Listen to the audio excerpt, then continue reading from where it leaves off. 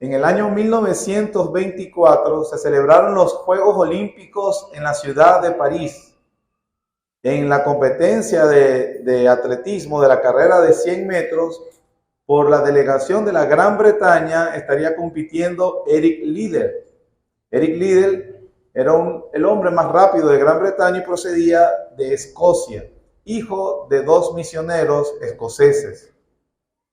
Al faltar unos meses para las Olimpiadas, le pasaron el cronograma de cuándo serían las competencias de las eliminatorias, a lo que Eric Liddell se dio cuenta que las eliminatorias para los 100 metros sería un día domingo.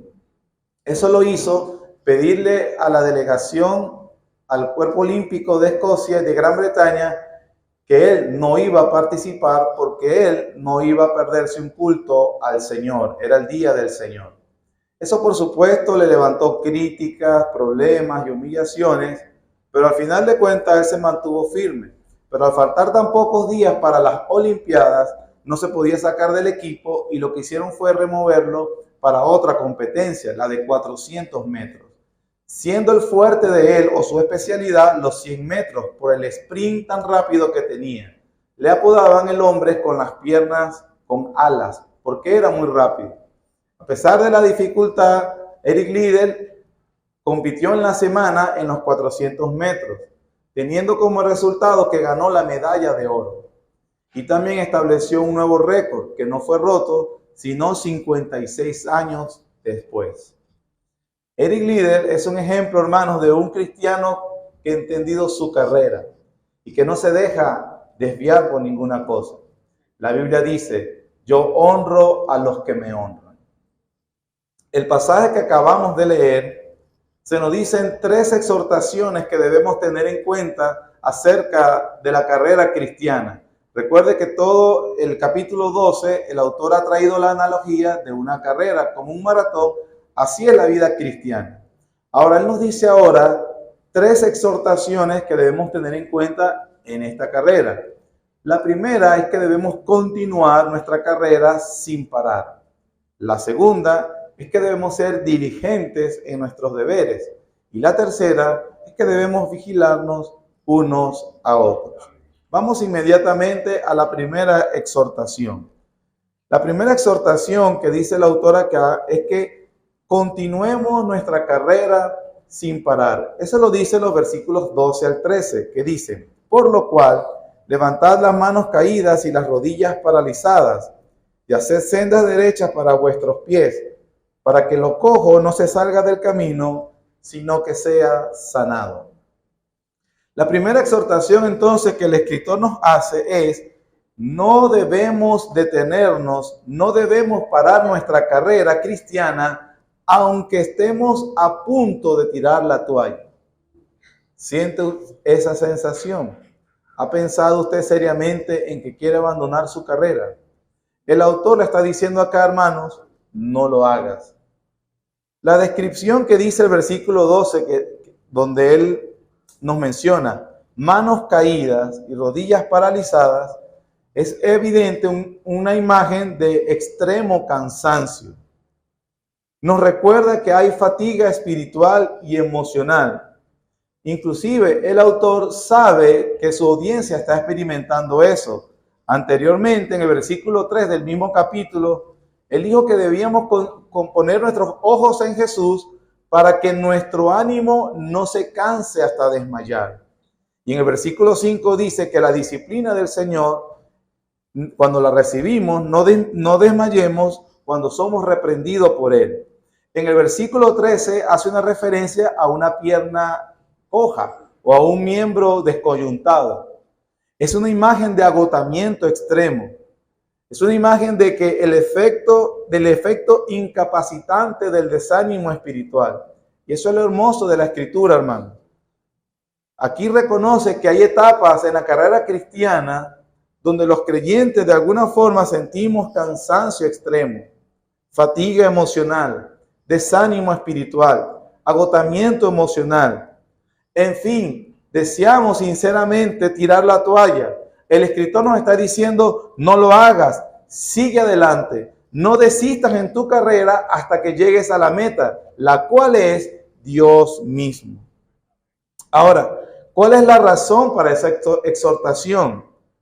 Los cristianos, a pesar de que experimentemos este desánimo, debemos hacer caso omiso a las cosas que nos desalientan de forma estoica. Es decir, así a la fuerza, con ímpetu, sacando lo mejor de nosotros desde dentro. Simplemente le debemos decir al afligido, sigue adelante, hermano, no pare la carrera, deje de llorar, sigue adelante, sigue adelante. La verdad es que no hay nada en esta vida más desconsiderado que alguien que nos muestre insensibilidad cuando estamos en desánimo, cuando estamos en desaliento.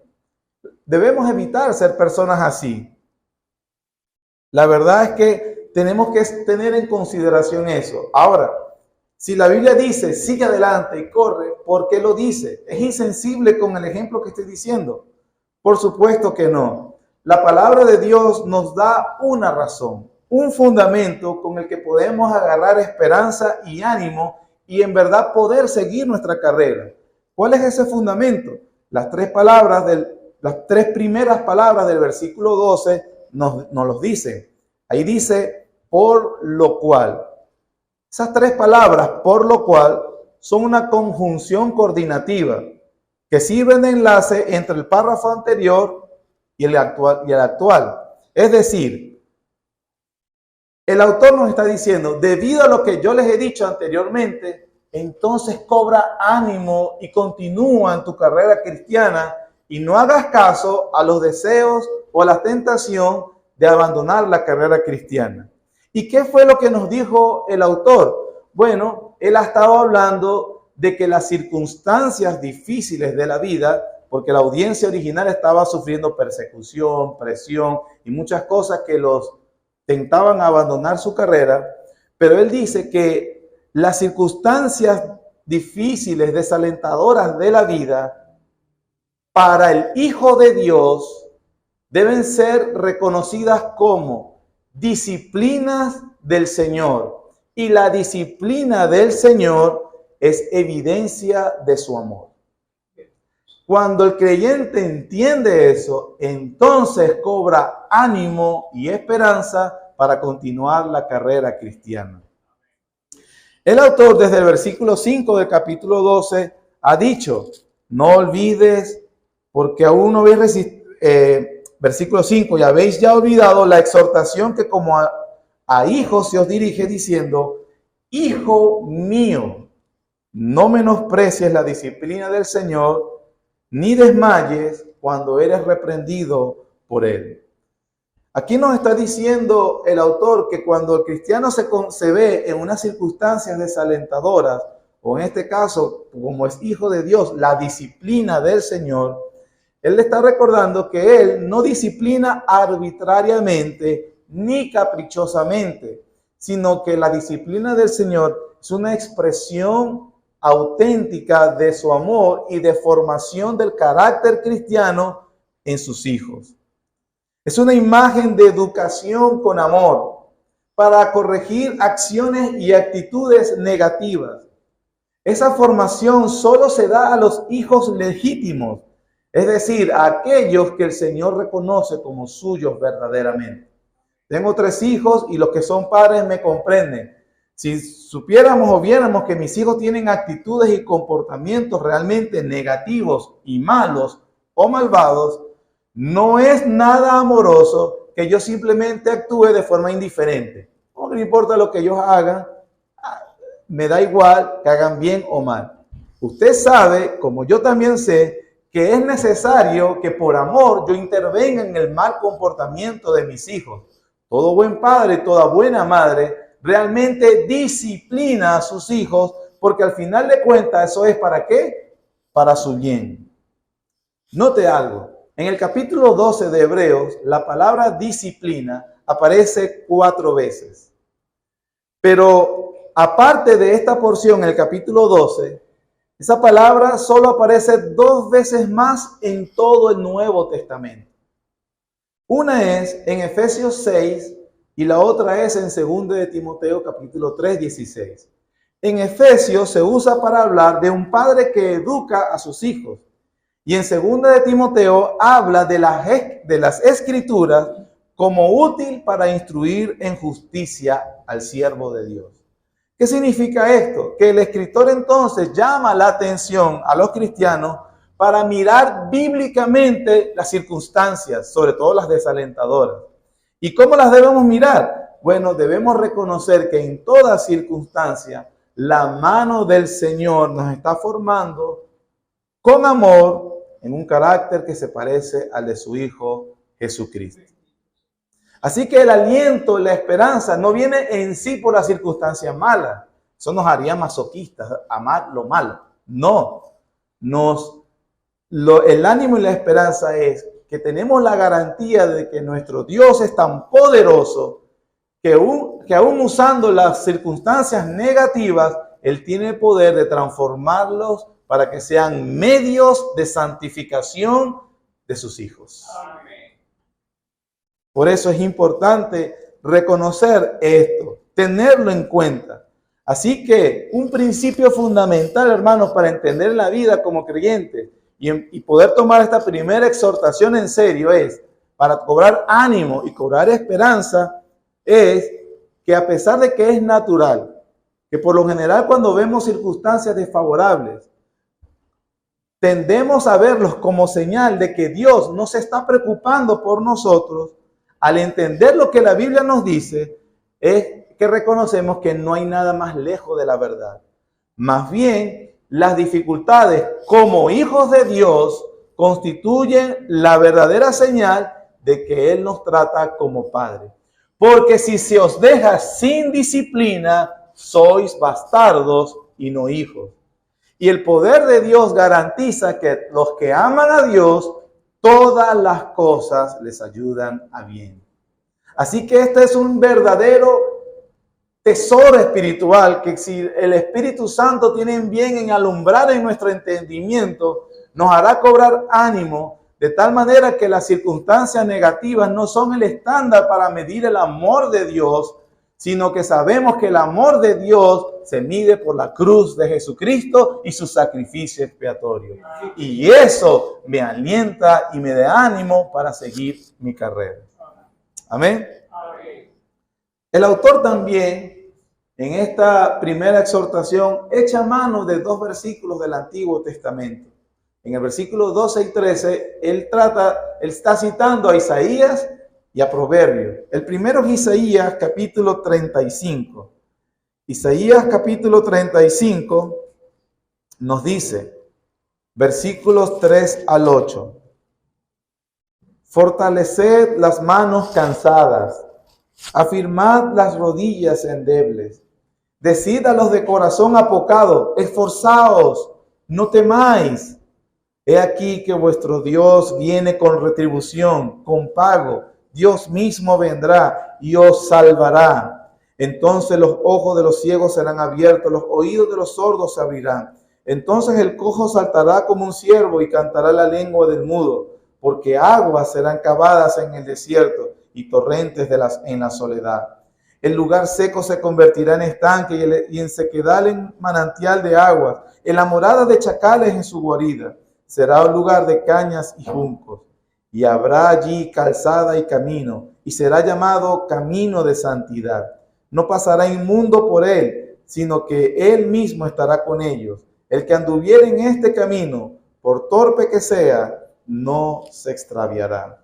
En otras palabras, lo que la Biblia nos está diciendo aquí, hermanos, que a los que están desanimados por su terrible situación, se les pide, cobren ánimo, esperen la venida, la justicia y las bendiciones de Dios, porque Él no miente y podemos armarnos de valor a pesar de cualquiera que sea nuestra circunstancia.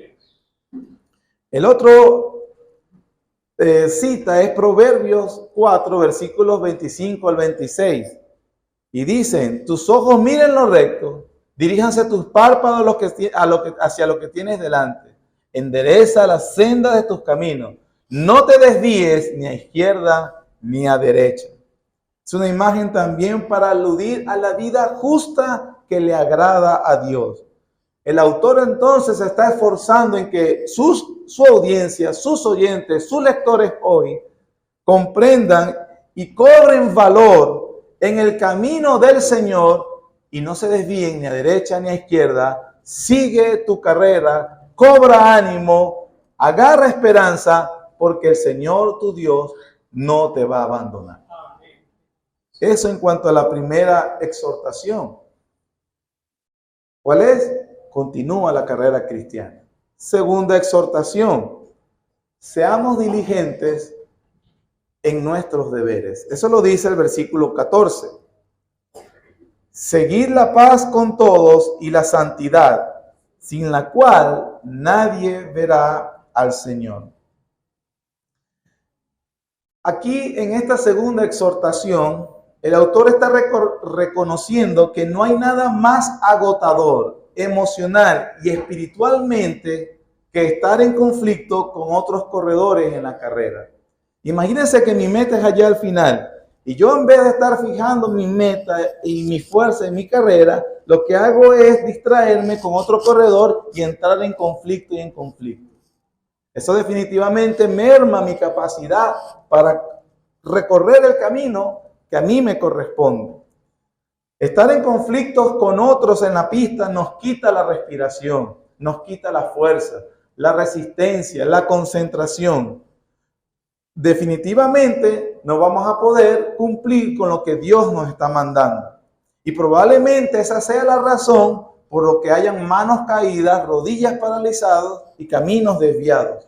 Lo que pasa es que no estás en paz con tu prójimo. El verbo que dice ahí, seguir, vea que está en modo imperativo, es decir, un mandato. Algunos dicen que también es un término atlético, siguiendo con la analogía de la carrera. También puede traducirse como perseguir y otros lo definen como correr rápido para alcanzar algo o alguien. Es decir, porque aquí dice, ¿qué es lo que yo debo correr rápido para agarrarlo? La paz y la santidad. Significa entonces, hermanos, que cuando se trata de preservar la paz, tú debes correr más rápido que los demás para llegar primero. Hablando de relaciones con otros creyentes, en cuestión de evitar el conflicto, en cuanto a cultivar relaciones amorosas y con armonía, tú debes ser el corredor más rápido de todos. Para hacer y lograr eso, porque si no lo haces, te estás frenando a ti mismo. La sabiduría, hermanos, nos enseña que a veces será mejor perder una discusión que perder un amigo, o perder un hermano o una hermana en Cristo. ¿Entiende el punto? No hay nada más agotador en esta carrera de la vida que relaciones tensas entre los hermanos en Cristo. Hermanos, el matrimonio, si tu esposa es cristiana y tu esposo es cristiano, imagínate, y el conflicto es entre nosotros en el hogar. El Nuevo Testamento está lleno de este tipo de exhortaciones. Mateo 5:9 dice, bienaventurados los pacificadores. Mateo 5:23 dice, si traes tu ofrenda al altar y allí te recuerdas que tu hermano tiene algo contra ti, espera que él venga. No, deja tu ofrenda, ve, reconcíliate con tu hermano y entonces ven y ofrece lo que le quieres al Señor. Entonces, ¿cuál es la segunda exhortación en esta primera parte? Debemos perseguir o seguir diligentemente, por lo menos la paz en este primer punto. ¿La paz con quién? Seguir la paz con todos. Ahora, hay una salvedad que nos da el Nuevo Testamento. Romanos 12:18 dice, si es posible, en cuanto dependa de vosotros, estad en paz con todos los hombres. Es decir, yo debo ser totalmente diligente para preservar la paz, evitar el conflicto. Pero aquí nos dice una realidad. Hay personas que no les gusta terminar el conflicto y que nunca están en paz. Hay personas que sienten un enfermizo placer en alimentar el agravio. Es una fiesta de autocompasión. Todo gira alrededor de ellos y de su dolor. Quieren mantener el cuchillo dentro de ti y simplemente girar el cuchillo para que te desangres lentamente y te mueras juntamente con ellos. Todo nunca tiene el ánimo de resolver. Simplemente esta persona deja que el sol se ponga sobre su enojo todos los días. No es extraño que este tipo de personas ha dejado de correr la carrera hace rato, porque son muy inmaduras, no saben resolver un conflicto. Todo es ensimismamiento, afectándose a sí mismo y también la carrera de otros. Y allí entonces, en ese punto, lo que hay que hacer es simplemente acelerar el paso. Dejar que si otros quieren abandonar, tú continúa tu carrera hasta el final. La segunda cosa que hay que perseguir, que hay que correr y llegar primero, dice el versículo 14, seguir la paz con todos y ¿qué? La santidad, sin la cual nadie verá al Señor. La paz, esa paz con el prójimo, implica amor al prójimo, es decir, la segunda tabla de la ley. La santidad implica amor a Dios, la primera tabla de la ley. La santidad tiene que ver con amar a Dios. Habla de la vida pura, de la santificación obediente que vivimos, que nos apartamos para la gloria de Dios porque le amamos. Queremos ser como Él. Queremos invertir nuestra vida en las cosas que nos aumentan la piedad, aumentan nuestro conocimiento del Señor Jesucristo. Crecemos en la gracia y el conocimiento de Él. Buscamos las formas de ser santificados. Eso es una carrera que usted tiene. De tal manera que usted crece, es evidente su conocimiento, su crecimiento en piedad, en amor a Dios, en devoción, en espiritualidad. ¿Puede decirse eso de usted, querido hermano? Aquí la advertencia es solemne y severa. Seguir la paz y la santidad, sin la cual, la santidad que dice, nadie verá al Señor. ¿Qué nos está diciendo? No hay santificación, no hay cielo. No puedes decir que eres cristiano. Es decir, entras por la puerta estrecha y andas en el camino estrecho. No existe tal cosa como entrar por la puerta estrecha y andar por el camino amplio. A veces en la cotidianidad cristiana las personas tienen dudas sobre su salvación y preguntan cómo pueden saber si son salvos de verdad. A lo que se les puede responder, bueno, dime por qué camino andas y te diré por qué puerta entraste. Sin la santidad nadie verá al Señor. Ahora, hemos visto la primera exhortación. ¿Cuál es? Continúa. Ya tienes la razón para continuar, continúa hasta la meta. La segunda, debes ser diligente en seguir la paz y la santidad. La tercera exhortación, que está muy ligada a la segunda, y es, seamos vigilantes los unos a los otros. Dice el versículo 15, mirad bien.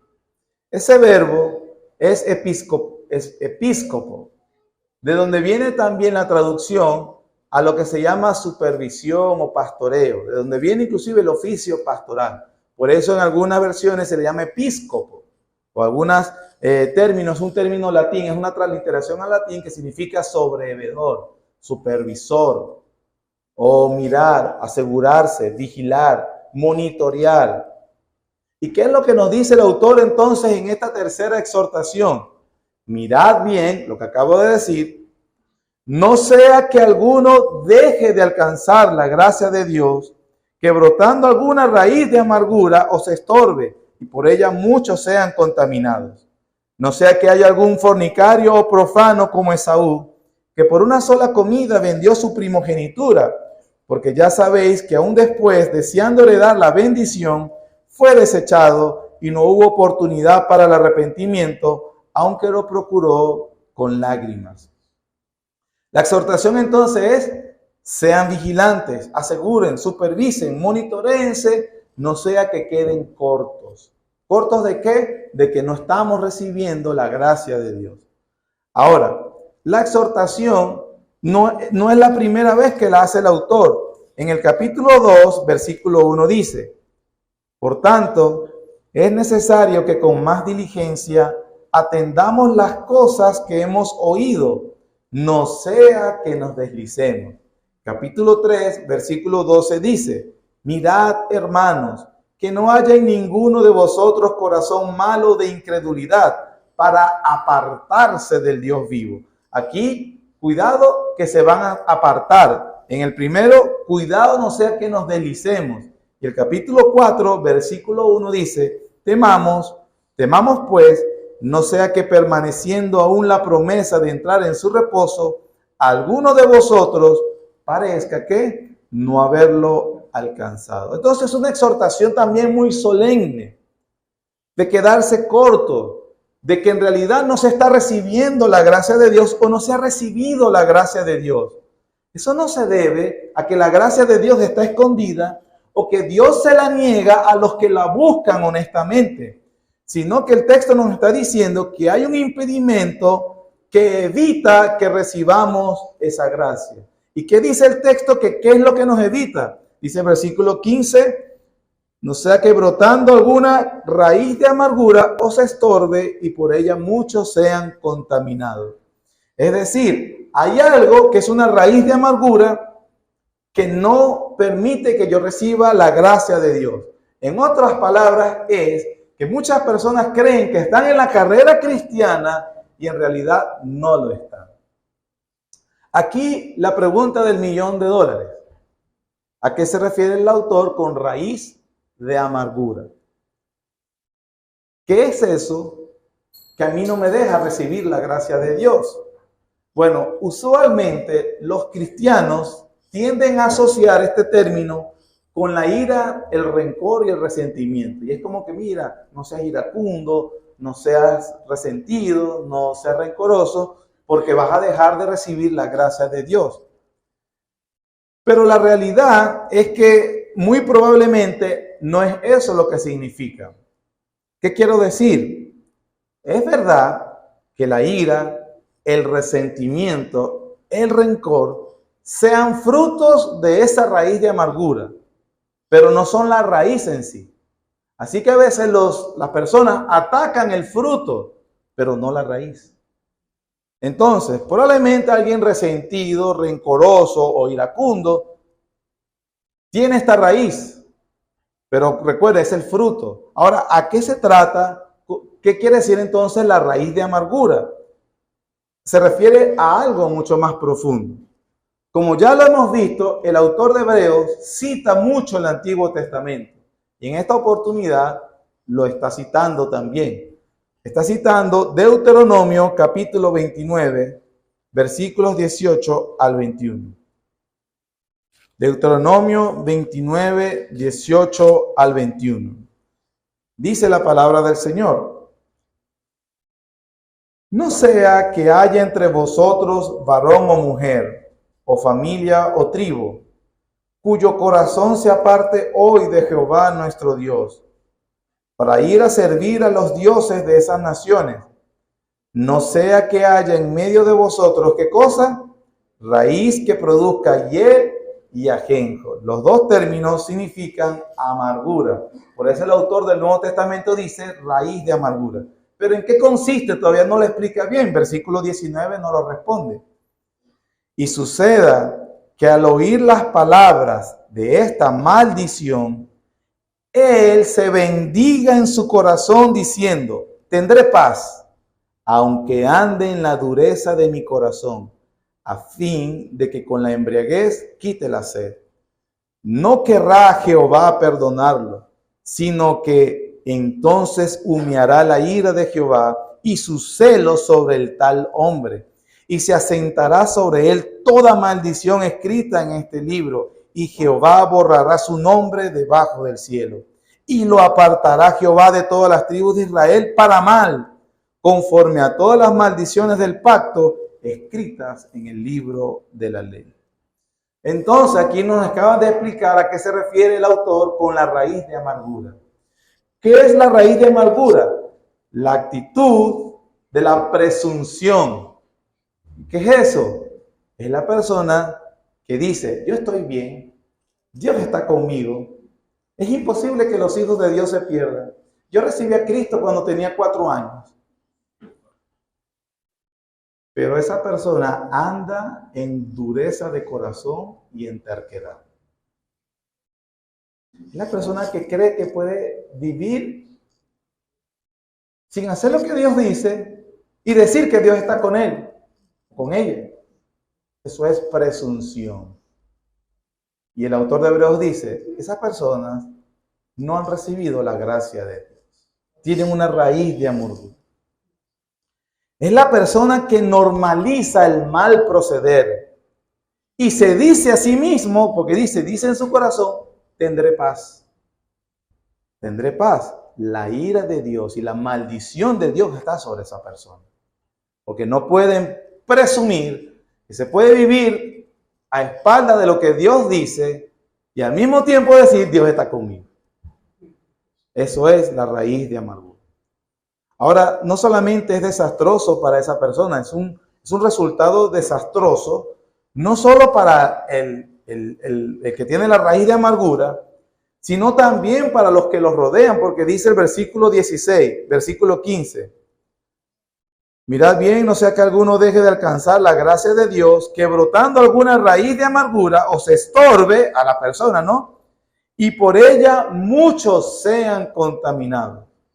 Aquí estamos hablando, obviamente el autor está hablando considerando a la iglesia. Personas que creen que pueden hacer lo que quieren, no tienen en cuenta a Dios en su vida y todavía dicen que están bien. Pero el problema no es para ellos nada más, sino para el que lo rodea. Porque comunica el mensaje de que se puede vivir mal y estar bien con Dios. Eso es tomar el nombre de Dios en vano. No tomar a Dios por inocente a quien tome su nombre en vano. Si eres padre de familia, madre de familia, y tus hijos te ven en tu terquedad, en tu dureza de corazón, en tus pecados, y después te oyen decir, Dios está con nosotros, hijos míos, el daño que le estás haciendo a esos muchachos. Donde tú crees que puedes hacer, donde se puede hacer lo que sea, y Dios te va a bendecir. El mal que se le hace a nuevos creyentes en la comunidad de fe, donde nos ven viviendo mal, y después decir, hermano, Dios está con nosotros. Y estimulas a que la gente no tema a Dios, sino que viva su vida de forma pecaminosa y de espaldas a Dios. Y la Biblia dice, si alguno fuere tropiezo a otro pequeño, mejor que se tire al fondo del mar. Porque Dios se va a vengar. Familia, hijos. ¿Cuál es el mensaje para los incrédulos? Una iglesia que se porta mal, pero que dice que Dios está con ellos. Ese es el problema con la raíz de amargura. Para que nosotros tengamos una idea del mal de esto, de ese mal proceder, y tomemos en cuenta esa exhortación, el autor nos da un ejemplo de un personaje del Antiguo Testamento, y ese es Esaú, versículo 16. No sea que haya algún fornicario o profano como Esaú, que por una sola comida vendió su primogenitura. Porque ya sabéis que aún después, deseándole dar la bendición, fue desechado y no hubo oportunidad para el arrepentimiento porque la procuró con lágrimas. ¿Quién es Esaú? Hermanos, Esaú es nieto de Abraham, el padre de la fe. Hijo de Isaac, el hijo de la promesa. Hermano de Jacob, mellizo de Jacob. Esaú fue criado en el seno de una familia piadosa.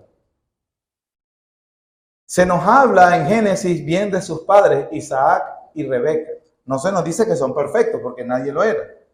Pero no se destacan mayores fracasos de estos dos, de Isaac y de Rebeca. Esaú no solamente fue criado en una familia piadosa, era el primogénito de esa familia patriarcal. Aunque era mellizo, nació primero que Jacob. Por lo tanto, por ley le correspondía la primogenitura. Eso significa que tenía la primacía entre sus hermanos. Este hombre entonces estaba rodeado de una familia piadosa. Sin embargo, ¿era él piadoso? La Biblia dice que no.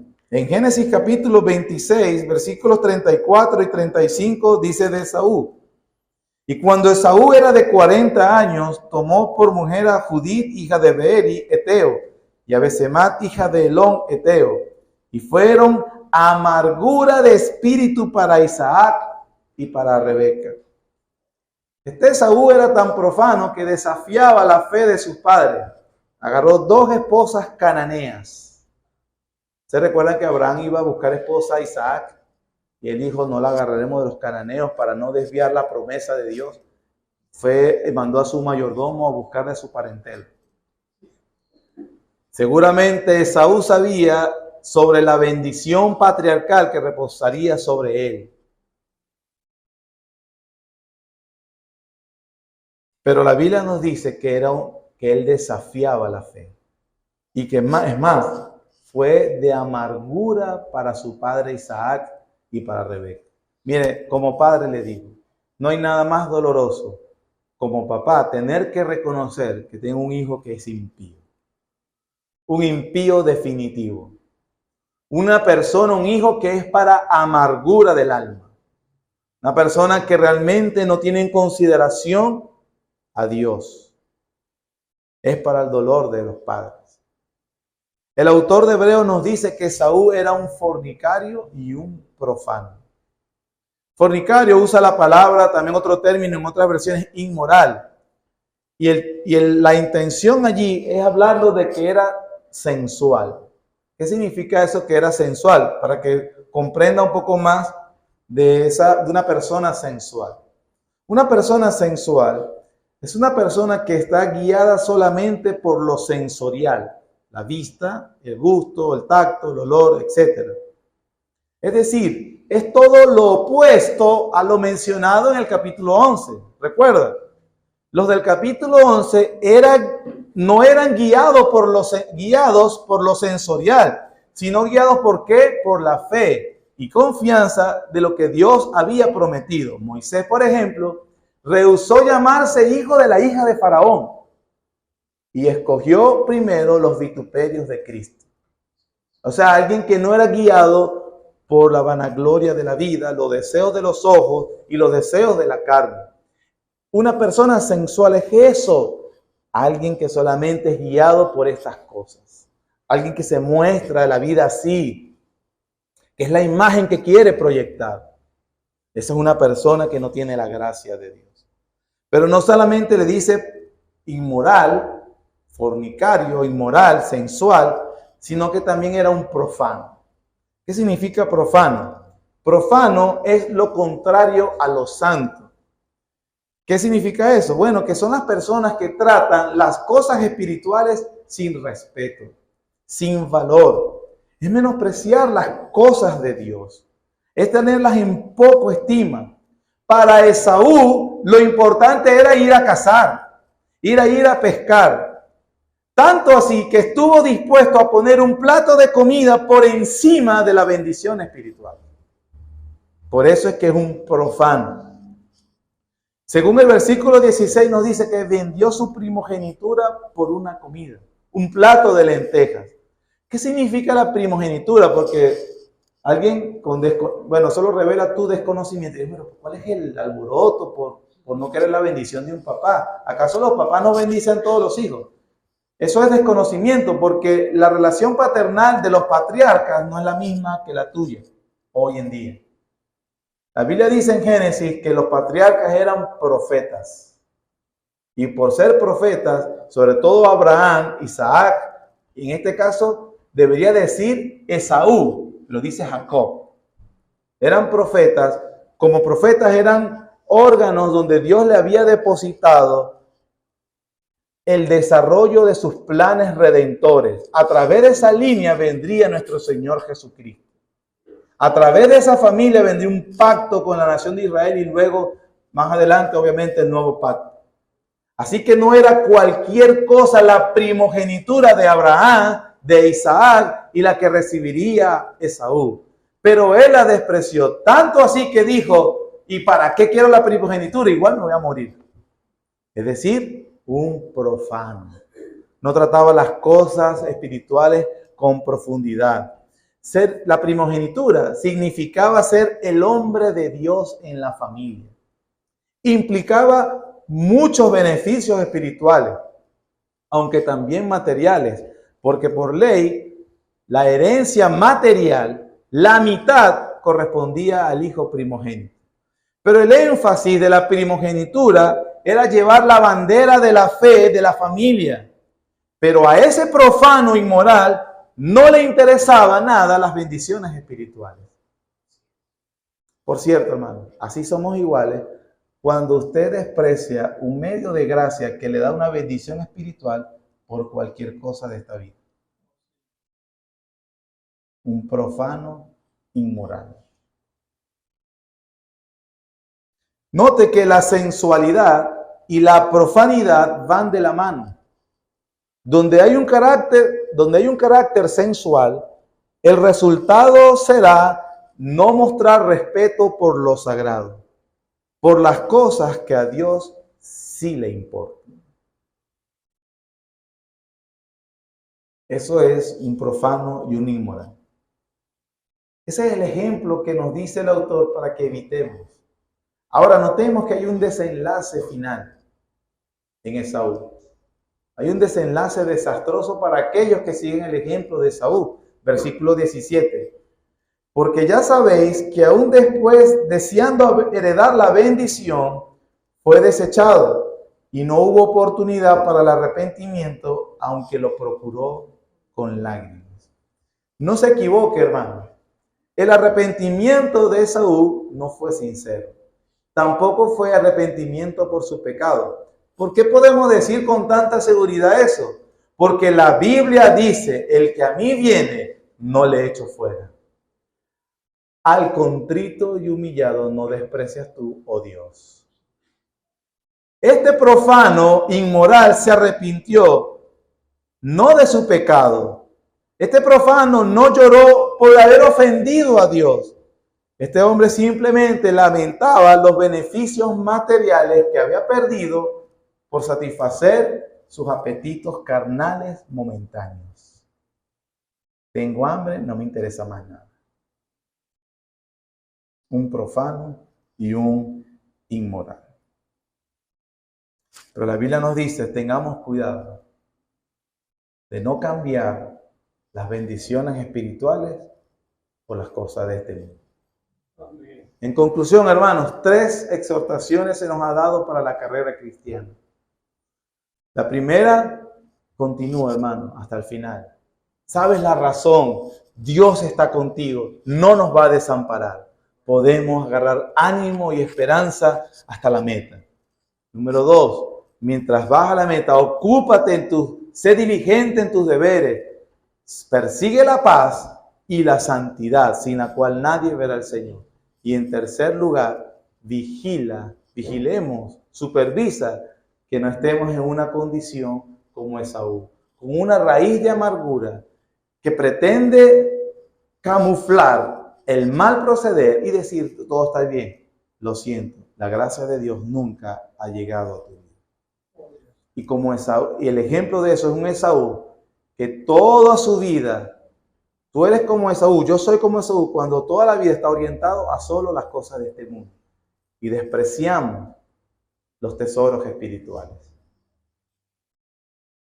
Cuando empecé el sermón le hablé de Eric Liddell.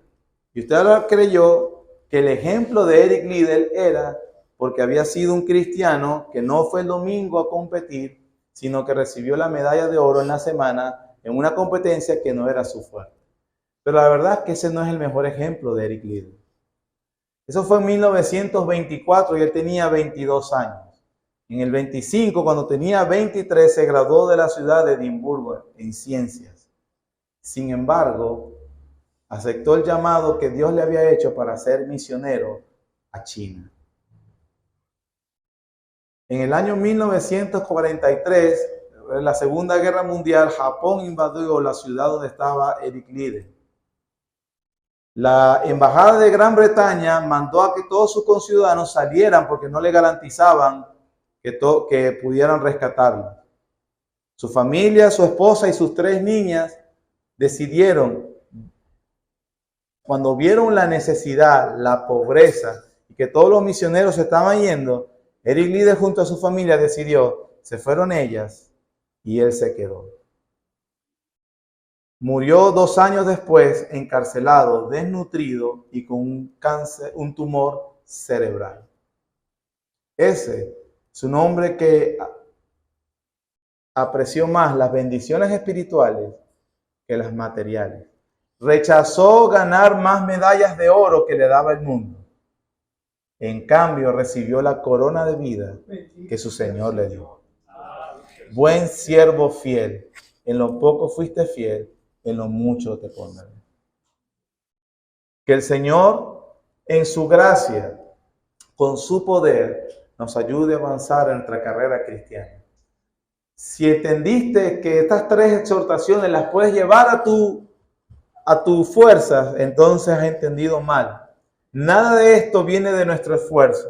Se nos da una orden, porque ya en el capítulo 12, versículo 2 nos dice, el versículo 3 nos dice, considerad a aquel que sufrió tal contradicciones de pecadores, para que vuestro ánimo no se canse hasta desmayar. Puesto los ojos en Jesús, el autor y consumador de la fe. Debido a la obra de nuestro Señor Jesucristo, su sacrificio, Él entonces nos da todos los recursos espirituales para que nosotros corramos nuestra carrera cristiana con paciencia, pero cumpliendo nuestros deberes. Él está al lado del trono de Dios, intercediendo por ti y por mí, otorgándonos el poder para que podamos cumplir con estas 3 exhortaciones. Dale hasta el final. Sigue tus deberes, justicia, paz y santidad. Y por último, sé vigilante de no tener una raíz de amargura. Gracias, Señor, por tu bondad y misericordia.